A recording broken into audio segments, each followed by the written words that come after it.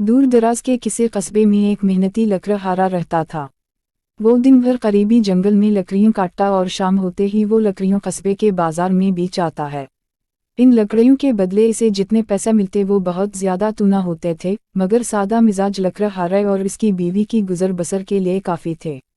लकड़हारे के यहाँ कोई औलाद नहीं थी। घर का सोनापन दूर करने और अपनी बीवी का दिल बहलाने के लिए इसने एक तोता पाल रखा था।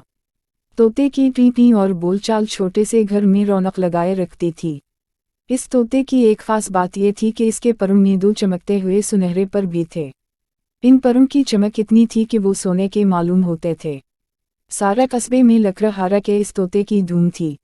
बहुत से लोगों ने लकड़हारा और इसकी बीवी से इस तोते को बिना मांगे दामों में खरीदने की ख्वाहिश का इजहार किया, मगर दोनों मियां बीवी इस तोते को अपनी औलाद की तरह प्यार करते थे, इसलिए इन्होंने तोते को फरोख्त करने से साफ इनकार कर दिया। इस कस्बे में रहमू नाम का एक लड़का भी रहता था, जो कस्बे के वाहिद हलवाई का इकलौता मगर नकमा बेटा था। हलवाई की शदीद ख्वाहिश थी कि रहमू कारोबार में इसका हाथ बटाए, मगर रहमू का काम दिन भर शेखियाँ बघारना और जादुई कहानियाँ पढ़ना था। इसने जाने कहाँ से सुन लिया कि लकड़हारे का तोता कोई आम तोता नहीं है, बल्कि ये एक जादुई तोता है। इसके दोनों सुनहरे परों को रोशनाई में डूबोकर जो भी लिखा जाएगा वो सच हो जाएगा। वो लकड़हारे और इसकी बीवी के पीछे पड़ गया कि वो किसी ना किसी तरह तोता इसके हाथ फरोख्त कर दें, मगर दोनों ने हमेशा की तरह इस बार भी साफ इनकार कर दिया। इनके इस हद दर्जा इनकार ने रहमू का शक यकीन में बदल दिया कि ना हो ये तोता जादुई तोता है। रहमू तोता हासिल करने के लिए दिन भर मुख्तलिफ मंसूबे बनाता रहता था। बहुत सोच विचार के बाद वो इस नतीजे पर पहुंचा कि इस तोते को चुराए बगैर कोई चारा नहीं। लकड़हारा के घर की दीवार ज़्यादा ऊंची नहीं थी। रहमू के ख्याल में रात के अंधेरे में वो आसानी से इस दीवार को फलांग कर तोते का पंजरा उठा के ला सकता था। एक रात जब सब गहरी नींद सो रहे थे, रहमू अपने घर से निकला। वो एहतियात से चलता हुआ लकड़हारा के घर जा पहुंचा। आगे पीछे नज़र दौड़ाकर वो दीवार पर चढ़ गया, मगर जब दूसरी तरफ उतरना चाहा तो एकदम इसका पाँव फसला और ज़ोरदार आवाज़ के साथ सहन में जा गिरा। लकड़हारा सहन में बिछी हुई चारपाई पर सो रहा था। वो ज़ोरदार आवाज़ से आंखें मिलता हुआ जाग गया। हौस बहाल होने पर किया देखता है कि घर के सहन में एक अजनबी शख्स जाए पड़ा करा रहा है। लकड़हारे ने चोर चोर का शोर मचा दिया और देखते ही देखते आसपास के घरों से लोग डंडे लेकर लकड़हारा के घर में दाखिल हो गए और इसका निकाब उलट दिया।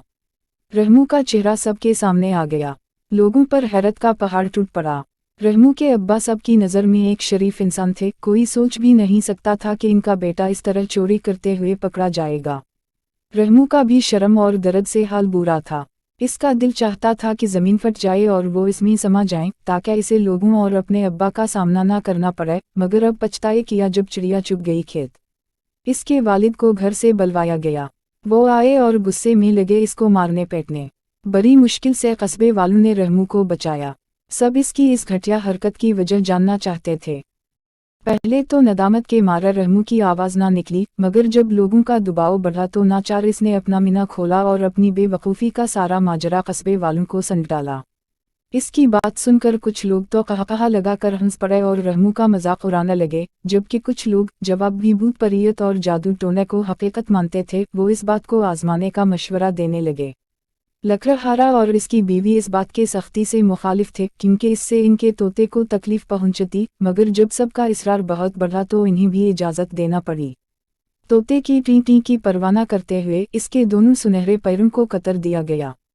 रोशनाई लाकर रहमू को दी कि वो जिस तरह चाहे अपनी और मजमा में मौजूद अपने जैसे दूसरे लोगों की तसल्ली कर ले। इसने एक छोटा सा परिंदा बनाया और इंतज़ार करने लगा कि कब इसके बनाए हुए परिंदे में जान आए, मगर काफ़ी देर बाद भी इस तस्वीर में किसी किस्म के ज़िंदगी के आसार नज़र न आए तो रहमू की पशीमानी और भी बढ़ गई। वो फूट फूट कर रोते हुए लकड़हारा के कदमों में गिर पड़ा और मुआफ़ी मांगने लगा।